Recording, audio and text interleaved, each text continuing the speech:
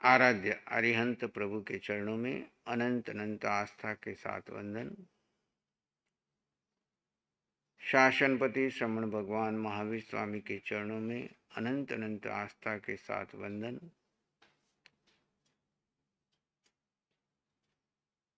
जिन शासन देव जिन शासन माता को नमन। आत्मज्ञानी सदगुरुदेव युग प्रधान आचार्य भगवंत के चरणों में अनंत अनंत आस्था के साथ वंदन। आत्मप्रिय मुनिवृंद, आत्मार्थी साधक साधिकाओं, हम सभी आज विशेष रूप से आत्म ध्यान धर्म यज्ञ में प्रवेश कर रहे हैं। आत्म ध्यान क्या है, धर्म यज्ञ क्या है और हमने कैसे अपनी आत्मा में छिपे परमात्मा को, अपने भीतर रहे हुए अरिहंत पद को कैसे प्रकट करना। क्या मैं जीवन भर नमो अरिहंताणम नमो सिद्धाणम पंच परमेष्टि को जपता रहूंगा या मैं स्वयं पंच परमेष्टि बनने का भी पराक्रम करूंगा। प्रथम स्टेप है देव गुरु धर्म पर श्रद्धा करना। देव मेरे अरिहंत है, गुरु मेरे निग्रंथ मुनिराज है और धर्म अरिहंतों का बताया हुआ तत्व रूप जो धर्म है। अरिहंतो महदेवो जावत जीवम सुसाहुणो गुणो जीर्ण पणतम तत्तम। जिनेश्वर भगवान के द्वारा जो बताया हुआ तत्व है, उस सम्यक्त को ग्रहण करना, उस सत्य को प्राप्त करना, वहां से हमारे धर्म की शुरुआत होती है। जब तक हमें सत्य का बोध नहीं है तब तक हम मिथ्यात्व में रहते हैं और मिथ्यात्व में किया हुआ सारी क्रियाएं, चाहे वो धर्म की है चाहे वो देह की है, 2400 घंटे हम उसमें कर्म के बंधन करते हैं। चाहे सो रहे हैं, उठ रहे हैं, बैठ रहे हैं, खा रहे हैं, पी रहे हैं, चाहे धर्म की क्रियाएं कर रहे हैं, धर्म के प्रवचन कर रहे हैं, धर्म के स्वाध्याय कर रहे हैं, धर्म की तपस्याएं कर रहे हैं, फिर भी मिथ्यात्व होने के कारण हमारे कर्म के बंधन 2400 घंटे चल रहे हैं। कारण क्रियाएं करोगे उसका फल आपको पुण्य या पाप मिलेगा। आरंभ समारंभ की क्रिया करोगे तो पाप बनेगा, धर्म की क्रियाओं करेंगे तो पुण्य मिलेगा। लेकिन पुण्य और पाप दोनों धर्म नहीं है। पुण्य और पाप दोनों क्या है? कर्म है। क्या है? पुण्य और पाप दोनों कर्म है, धर्म नहीं। और हमको प्रवेश करना है धर्म में। और धर्म की शुरुआत कहां से होती है? जब हमको सम्यक्त की प्राप्ति होती है। सम्यक्त यानी सत्य, मिथ्यात्व यानी असत्य। असत्य पर श्रद्धा है तो संसार, सत्य पर श्रद्धा है तो अरिहंत का मार्ग, परमात्मा का मार्ग प्रारंभ हो गया। अब सत्य क्या है? तो जीर्ण पणतम तत्तम, जिनेश्वर भगवान का बताया हुआ जो तत्व है वही सत्य है। वो तत्व क्या है? तो दो तत्व है, जीव और अजीव। और उसमें आप कौन हो? जीव हो। तो जीव पे श्रद्धा करना, जीव को समय देना, जीव में सुख ढूंढना, यह सम्यक्ति का लक्षण है। मिथ्यात्वी कौन? अजीव को श्रद्धा करता है, अजीव को अपना मानता है, अजीव को समय देता है और दूसरों के लिए सारा जीवन खपा देता है और खुद के लिए उसके पास टाइम ही नहीं है। वो मिथ्यात्व। आपको पूछो, अभी आप सबको बोलेंगे कि भाई आप अपने लिए समय दिया करो, तो आप क्या बोलते हो? समय नहीं है महाराज। किसके लिए समय है? पराये के लिए सारा समय है। पराया कौन? ये शरीर और शरीर से जुड़ा हुआ सारा संसार। हमारा सारा समय किसको दे रहे हैं? हम इस शरीर को और शरीर से जुड़े हुए संसार को समय दे रहे हैं। और उससे हम बदले में हम क्या चाह रहे हैं कि ये सब हमें सुख देंगे, ये हमको संबंध बनाने में लगे, सारी जिंदगी संबंध बनाए, सुख मिला, कोई खुश हुआ, हमेशा शिकायत। और 10 जन्म नहीं, भगवान कहते ऐसे हमने 1 जन्म नहीं, 2 जन्म नहीं, 1000 नहीं, लाख नहीं, करोड़ नहीं, अरब नहीं, संख्यात नहीं, असंख्यात नहीं, कितने, अनंत, जिसकी कोई गिनती नहीं है, उतने जन्म लगा दिए इन रिश्तों को बनाने में, उन संबंधों को बनाने में, उन लोगों से सुख पाने में, उन पुद्गलों में सुख ढूंढने में, फिर भी हमको किसी को भी सुख मिला नहीं। अगर आपको सुखी होना है तो बहुत सी सरल सीक्रेट इस आत्म ध्यान धर्म यज्ञ में मिलेगा।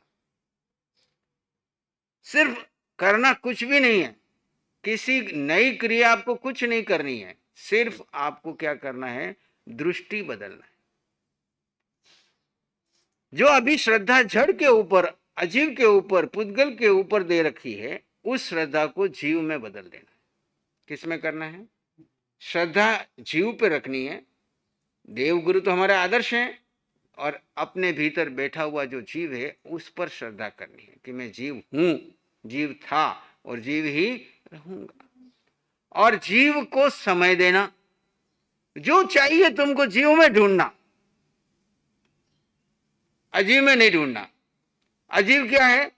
मन, वचन, काया, पांचों इंद्रियां, इंद्रियों के जो जुड़े हुए विषय, और इस शरीर से जुड़े हुए रिश्ते, नाते, संबंध, धन, संपत्ति, प्रॉपर्टी, नाम, पद, प्रतिष्ठा, परिवार, पैसा, रिश्ते, नाते, ये सब इस अजीव देह से जुड़े हुए हैं। ये मेरे को कभी सुखी कर नहीं सकते, इनमें सुख है ही नहीं। न मन में सुख है, न वचन में है, न काया में है, न इंद्रियों के विषयों में सुख है, न ये रिश्ते नाते आपको सुख देंगे, न आप कितना ही धन संपत्ति इकट्ठी कर लो, करोड़पति, अरबपति और आगे बढ़ जाओ तो चक्रवर्ती तक भी चले जाओ, तब भी वो आपको सुख दे नहीं सकते। साधन आपको कोई सुख नहीं देंगे। अज्ञान और मिथ्यात्व क्या है संसारी व्यक्ति का, कि वो इन साधनों को ढूंढने में, साधनों को इकट्ठा करने में, इन साधनों में सुख ढूंढता है। सारी जिंदगी देखो, आज की युवा पीढ़ी देख लो, आज के बच्चे देख लो, आज के बहनें देख लो, किस में समय लगा रही है सारी जिंदगी। बच्चों को हम पढ़ा रहे हैं कि डिग्री मिला करके, पैसा कमा करके हमारे को सुखी करेगा, या वो खुद सोचता है कि मैं सुखी हो जाऊंगा। जो धन कमा रहे हैं वो सुबह से लेकर के रात 10 घंटे, 12 घंटे, 15 घंटे, 18 घंटे मेहनत कर रहे हैं। किस लिए? कि ये पुद्गल इकट्ठे करके घर पे ले जाऊंगा, घर के लोग भी सुखी हो जाएंगे, मैं भी सुखी हो जाऊंगा। पर ना तो घर के लोग सुखी हुए, ना वो खुद सुखी हुआ। हाँ, बीमारियां जरूर ले आई, आदि व्याधि उपाधि। आदि मन की, यानी मन की 99% बीमारियां मन से आई है। सबका मन अशांत है, दुखी है, टेंशन में है, चिंताओं से ग्रस्त है, रात को नींद नहीं आती है, व्यापार के धंधे के टेंशन, रिश्तों के टेंशन, संबंधों के टेंशन, परिवार में आपस में एक दूसरे की बनती नहीं। पहले तो शादी होती नहीं, शादी हो गई तो होने के बाद दोनों की बनती नहीं, है ना। अब सासू बहू के झगड़े नहीं रहे, दोनों के आपस की अंडरस्टैंडिंग नहीं होती है। डिप्रेशन और टेंशन की बीमारियां चल रही है। हर रोज डॉक्टरों के यहाँ लाइन लगा रहे हैं, कमा कमा के सारा डॉक्टर को दे रहे हैं, लेकिन कोई सुखी नहीं हो पा रहा है। तो इसका मतलब हम कहीं ना कहीं गड़बड़ कर रहे हैं। आदि मन की, व्याधि शरीर की, उपाधि जितनी आपने ये धन संपत्ति, पैसा, बैंक बैलेंस इकट्ठे कर रहे हो, ये सारे के सारे आपके रोग हैं। जिनके पास ज्यादा उपाधि इकट्ठी हो गई तो घर में झगड़े शुरू हो गए, ज्यादा माल आ गया, अब वो कहता मेरा हिस्सा, वो कहता मेरा हिस्सा, कोर्ट कचहरियां दौड़ रहे हैं। जिसके पास कम है वो ये समझ रहा है ज्यादा इकट्ठा करेंगे तो हम सुखी हो जाएंगे। पढ़ा ना वो, हम संसार भावना पढ़ते ना, संसार भावना में क्या लिखा है? दाम बिना निर्धन दुखी, तृष्णावश कहू न सुख संसार में, सब जगह देखियो छान। दाम के बिना यानी धन के बिना गरीब दुखी है, क्योंकि उसको रोटी, कपड़ा, मकान, पद, परिवार और बच्चों को पढ़ाने लिखाने, इन सब चीजों का टेंशन है। और धनवान जो है वो तृष्णा, और चाहिए और चाहिए, इकट्ठा किए जा रहा है, किए जा रहा है। और फिर गवर्नमेंट उसके पीछे लग जाती है, आपस में पार्टनर लड़ जाते हैं, शेयर बाजार में डूब जाते हैं, पता नहीं कहाँ कहाँ क्या क्या होता है, रात दिन दूसरे। तो आदि व्याधि और उपाधि, ये तीनों दुख हमने इकट्ठे किए, खुद ही इकट्ठे किए। अब इन सब से बाहर निकलना है तो बहुत सरल तरीका इस ध्यान यज्ञ में आपको मिलेगा। वो है आपको इस आदि व्याधि उपाधि का जो ध्यान कर रहे हैं, इसको हम लोग आर्त ध्यान रौद्र ध्यान कहते हैं। कौन सा ध्यान कहते हैं? आर्त ध्यान रौद्र ध्यान। कितने घंटे करते हो 24 घंटे में? आर्त रौद्र ध्यान कितने घंटे करते हो? कोई हिसाब है? धर्म ध्यान का तो हिसाब है, एक सामयिक कर ली बहुत हो गया। शुक्ल ध्यान का भी हिसाब है, एक हिसाब लगा लिया, एक ध्यान कर लिया, इतनी देर में चले गए। लेकिन आर्त रौद्र ध्यान का कोई हिसाब है क्या आपके पास? कोई टाइम पीरियड लगा रखा है उसका? और आप लगा भी दो टाइम पीरियड, तब भी वो अपने आप सबकॉन्शियसली चलता ही रहता है, आपके हाथ में ही नहीं है। तो इस आर्त रौद्र ध्यान को कैसे छोड़े, धर्म ध्यान से शुक्ल ध्यान की ओर कैसे प्रवेश करें, इसके लिए हम इस धर्म यज्ञ में विधि सीख रहे हैं। सबसे पहले हमको यह समझना है कि ये 3.5 हाथ की काया जो हमारे को दिख रही है, हर एक के पास एक काया है। जहाँ जहाँ पर भी आप बैठे हो, शिविर में बैठे हो, चाहे यूट्यूब पे सुन रहे हो, चाहे यहाँ बैठे हो, सबके पास 3.5 हाथ की काया है। इस काया में क्या है वो पहले समझे। ऊपर से जो हमको दिख रहा है, जिसकी हम फोटो खींचते हैं, आजकल तो मोबाइल का युग हो गया, हर बंदा फोटो खींचता है। वो समय देखो, अभी वो प्रवचन सुन रहा है और फोटो खींच रहा है। ध्यान किधर है? अपने जीव में जाने का समय नहीं है। इस देह का ध्यान करना है। देह की फोटो मुझे चाहिए। देह में है क्या? हाड़ मांस रक्त का पिंड, जिसकी हम फोटो खींच रहे हैं, जिसके बारे में हम सोच रहे हैं, जिसकी हम चिंता कर रहे हैं, ये क्या है? हाड़ मांस रक्त के इस पिंड में, ऊपर का तो पिंड है, ये देह है, ये पराया है, ये रहने का स्थान है, पर इसके अंदर कौन बैठा हुआ है? अंदर एक आत्मा बैठी हुई है। वो आत्मा नहीं हो तो इस हाड़ मांस रक्त की कोई वैल्यू है? बोलो। कल सुबह हम वहां से आ रहे थे, देखा सुबह सुबह एक व्यक्ति को लेकर के सारे लोग आए और शव वाहिनी के पास ले जा करके उसको अंदर रखा, और उसके परिवार के लोग हाथ जोड़े और सब बाकी रवाना हो गए, और वो लेकर के गाड़ी में आगे चले गए। तो इस शरीर की, जीव के बिना वैल्यू क्या है कि शव वाहिनी में डालेंगे और शव शमशान यात्रा इसकी पूरी हो जाएगी। एक दिन माँ के गर्भ में बना, पर अंदर जीव आया तो शरीर बना। जीव था तब तक शरीर की कीमत, जीव निकला तो शरीर शमशान। तो इसमें कौन है? एक जीव है, देह में है, देह से भिन्न है। देह में है पर देह से पूरा अलग है वो जीव। वो कभी एक हुआ नहीं, कभी एक होगा।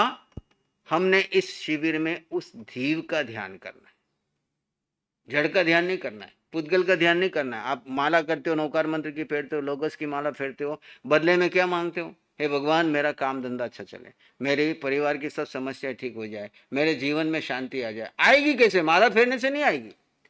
माला फेरने से तो मन लगेगा, वो जो बाहर जा रहा था वो थोड़ी देर के लिए, लेकिन मन में सुख नहीं है, मन में शांति नहीं है।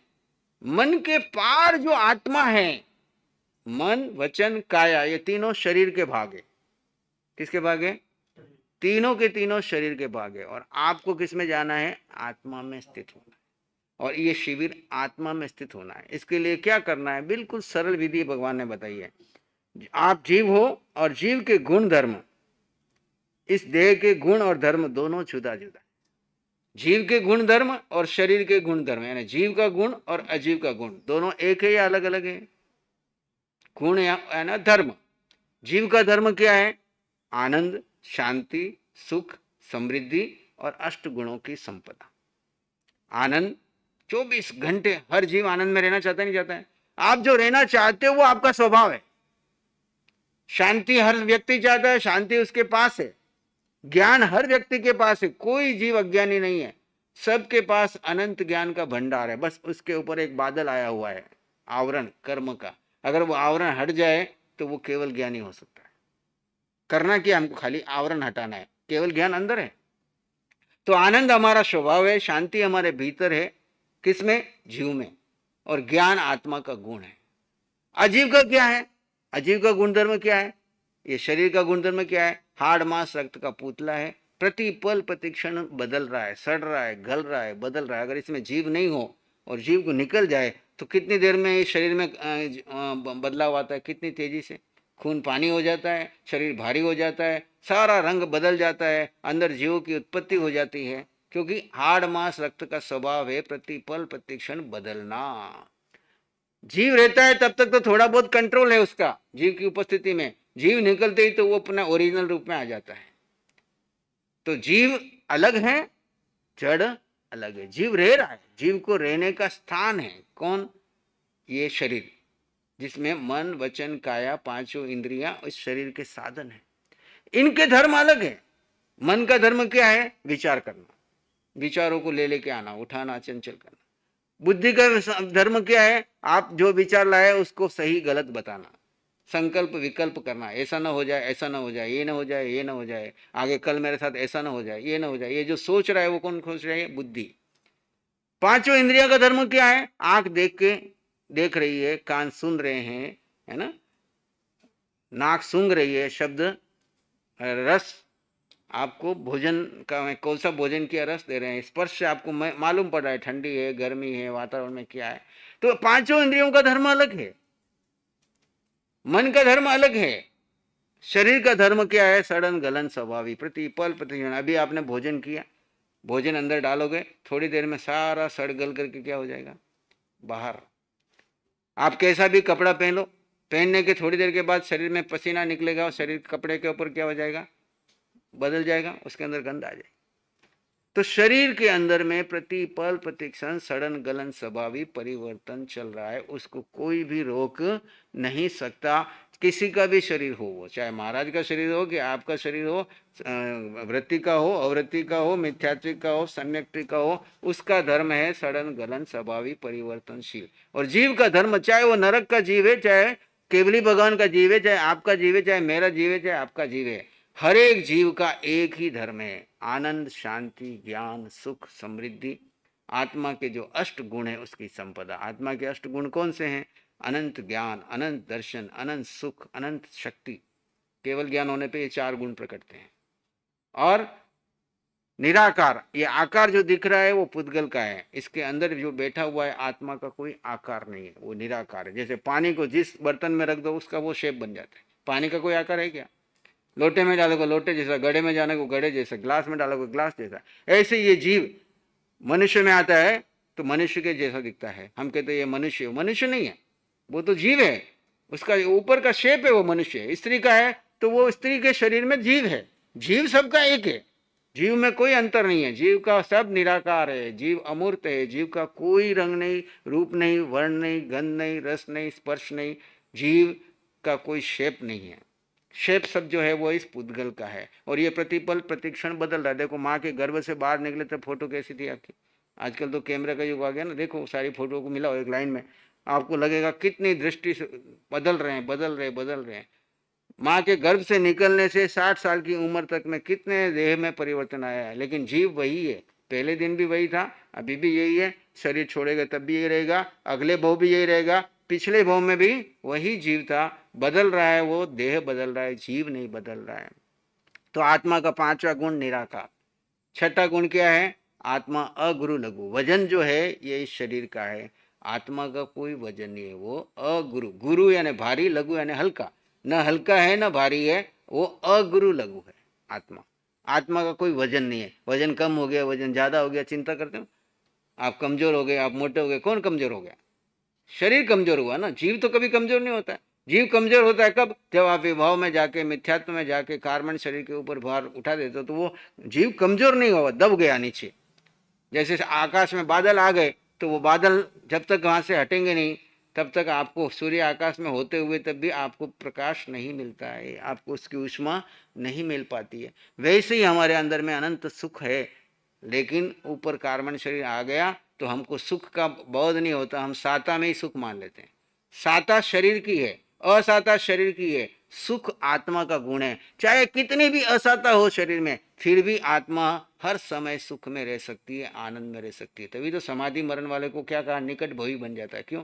समाधि मरण वाला कोई माला फेर रहा है, कोई जप कर रहा है, क्या कर रहा है वो? कोई पाठ कर रहा है, कोई सामायिक कर रहा है, कोई स्तुति कर रहा है?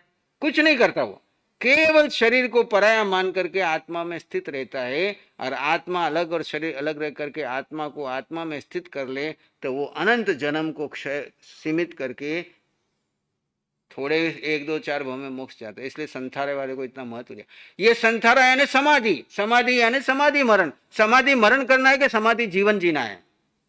इस आत्म ध्यान धर्म में आपको समाधि पूर्वक 24 घंटे कैसे जीना, लोगस में आप स्तुति कर देना। आरोग्य बोहि लाभम समाहि वर मुत्तमम दिंतु चंदेसु निम्बलहरा आईचेसु अय्यम पयासहरा सागरवर गंभीरा सिद्धा सिद्धि। इसका प्रयोग यहाँ पे कराएंगे। आरोग्य बोहि मतलब आरोग्य रूपी बोधि। आरोग्य ये शरीर का रोग नहीं। हम क्या कहते हैं, आरोग्य का मतलब मेरा शरीर स्वस्थ हो जाए, शरीर का रोग नहीं। आरोग्य का मतलब मेरा कार्बन शरीर जो अनंत काल से कर्मों में बंधा पड़ा है, वो कर्म दूर कैसे हो, इसकी बोधि मिले। आरोग्य, वो रोग दूर हो और आत्मबोध उपलब्धि, मुझे इस जीवन की उपलब्धि है मेरे को, आत्मबोध आ जाए, बोधि। आरोग्य बोहि, बोहि यानी बोधि। किसकी बोधि? कि मैं जीव आत्मा हूं, ये बोध मुझे हो जाए, आत्मा का गुणधर्म मुझे मालूम पड़ जाए, आत्मा पे श्रद्धा हो जाए, आत्मा को आत्मा में स्थित करने की मुझे विधि मिल जाए। और फिर क्या मिले? समाहि वर उत्तमम दिंतु, उत्तम समाधि। समाधि का मतलब केवल अंतिम मरण नहीं है। समाधि का मतलब 24 घंटे में समाधान में रहूं, मुझे कुछ चाहिए नहीं इस जगत से, मेरे पास जो है वो सब ले लो, जगत से मुझे कुछ भी नहीं चाहिए, एक पुद्गल की भी मुझको आवश्यकता नहीं। किसको? जीव को, शरीर को नहीं। शिरीष मुनि के शरीर को सब कुछ चाहिए, लेकिन जीव को क्या चाहिए? मैं जीव हूं, ये भेद विज्ञान की साधना इस शिविर में आपको सीखने को मिलेगी। जड़ अलग है और जीव अलग है। जीव का ध्यान करो, जड़ को मेंटेनेंस तो उदय कर्म के दिन मिल जाएगी। रोटी कपड़ा मकान की कोई कमी नहीं पड़ेगी, क्योंकि इंसान बने हो तो इतना तो पुण्य लेके आए हो, जहाँ रहोगे वहाँ पे रोटी कपड़ा मकान तुमको मिल जाएगा। हम सब घर से आए निकले तब हमने सब छोड़ करके निकल करके हमको रोटी कपड़ा मकान की कोई कमी पड़ी? कोई बैंक बैलेंस नहीं, कोई भी आगे पीछे का कुछ नहीं, कोई किसी के बारे में सोचा नहीं, सब रिश्तों को ठोकर मार के निकल गए, तो कोई कमी पड़ रही क्या हमको? ऐसे आपको भी कभी कमी नहीं पड़ेगी। आप भी इस तरह से 24 घंटे आनंद में रह सकते हो। सिर्फ आपको दृष्टि बदलनी है। इस शिविर में आपको दृष्टि मिलेगी, आरोग्य बोहि लाभम यानी आत्मा का बोध मिलेगा। समाहि वर्मुतम, उत्तम समाधि में 24 घंटे। पहले तो आंखें बंद करके मन के पार जाकर के समाधि में कैसे रहना, निर्विचार निर्विकल्प समाधि की विधि सिखाएंगे। और फिर 24 घंटे जीवन की हर क्रिया में, चाहे आप घर में हो, दुकान में हो, व्यापार में हो, स्टूडेंट है तो पढ़ाई कर रहे हो, कुछ भी कर रहे हो, शरीर पढ़ेगा, शरीर व्यापार करेगा, शरीर घर का काम करेगा, लेकिन मैं जीव हर समय समाधि में रहूंगा, आनंद में रहूंगा। समाधि यानी क्या? मुझे कुछ नहीं चाहिए, मेरे को किसी से कोई शिकायत नहीं, कोई प्रतिक्रिया नहीं, जगत में कहीं कुछ हो, मेरा किसी से कोई शिकायत नहीं, कोई वास्ता नहीं, केवली के समान। केवली भगवान के पास तीनों लोग, तीनों ज्ञान लोग दिख रहे हैं, सबका भूत भविष्य जानते हैं, खुद का भी और आपका भी, हमारा भी, लेकिन उनको कोई शिकायत है किसी से? उनको कोई प्रतिक्रिया है? अगर आप इस शरीर में रहते हुए वैसा जीना लग जाओ तो आप में और केवली में क्या अंतर रहेगा? ये समाधि कैसे होती है, यही केवली भगवान हमको सिखा रहे हैं। और इस शिविर में वही प्रशिक्षण सीखेंगे। आरोग्य बोहि लाभम समाहि वर, उत्तम समाधि। पहले बंद आंखों की समाधि सीखेंगे, फिर बाकी ये 4 दिन 24 घंटे आपको रहने के लिए यहीं पे, यहाँ पे इसीलिए बुलाया है कि उठते बैठते सोते चलते खाते पीते हर समय आप समाधि में रहें, समाधान में रहें, कोई शिकायत नहीं। कैसा भी कर्म निकल करके आएगा इन 4 दिनों में, और यहाँ पर अनुकूलता नहीं ढूंढनी। 4 दिन घर छोड़ करके आए, सब अनुकूलताएं छोड़ करके आए, तो यहाँ प्रतिकूलताओं का स्वागत करना। यानी कि मेरे को ऐसी जगह चाहिए, मेरे को ये खाना चाहिए, मेरे को ये पीना चाहिए, सब छोड़ दो। 4 दिन के लिए साधु की तरह, जैसे साधु से आप अपेक्षा रखते हो कि साधु कैसा निर्लेप होकर के वैराग्यमय जीवन जिए, 4 दिन का आपको साधुपना मिला है कि ये 4 दिन मैं साधु की तरह रहूंगा। जो भिक्षा में भोजन मिलेगा, विभाव में न जाकर स्वभाव में रह करके देह को भोजन दूंगा, प्रमाण से ज्यादा नहीं कहूंगा, हमेशा भूख से थोड़ा कम खाना, यानी 1/3 पेट आपका खाली रहे, 2/3 शरीर को देना, 1/3 खाली रहे। ऐसे तो 1/2 ही, 1/4 पानी के लिए, 1/4 हवा के लिए, हमेशा आधा पेट खाली रहेगा, तो हर समय आप ध्यान के लिए तैयार रहोगे। तो इस शरीर को खाली मेंटेनेंस देनी है। कहीं जहां आप अनुकूलता ढूंढने लगोगे, समझ लेना मैं यहाँ पे मोह कर्म का पोषण कर रहा हूं, मिथ्यात्व का पोषण कर रहा हूं। और आया मैं किसके लिए? मिथ्यात्व और मोह को तोड़ने के लिए आया हूं, न कि मिथ्यात्व और मोह का पोषण करने। अगर साधु यहाँ पे आकर के अनुकूलता ढूंढे तो आप क्या कहते हो? महाराज बने हो तो आप अनुकूलता को क्यों ढूंढ रहे हो? जो मिला है उसको स्वीकार कर लो। जैसा आपका उदय कर्म से जो मिला है उसको स्वीकार करो। ऐसे आपको 4 दिन के लिए जहां जो सुविधा मिल रही है, जैसी मिली है उदय कर्म के दिन, उसमें भी आपको त्याग करना है, न कि और चाहिए और चाहिए और चाहिए। मिल जाएगी, वहां का संघ आपको अच्छे से अच्छी व्यवस्था करेगा, लेकिन आप किस लिए आए ये ध्यान करना है कि मैं यहाँ पे सिर्फ आत्म आरोग्य बोहि लाभम, मुझे आत्मबोध प्राप्त करना है। जीवन की सबसे बड़ी उपलब्धि होगी अगर आपने आत्मबोध प्राप्त कर लिया और उत्तम समाधि की विधि सीख ली। समाधि ही सामायिक है, सामायिक अलग नहीं है। अगर 48 मिनट की सामायिक आपने निर्विचार निर्विकार की कर ली तो आपको केवल ज्ञान हो सकता है।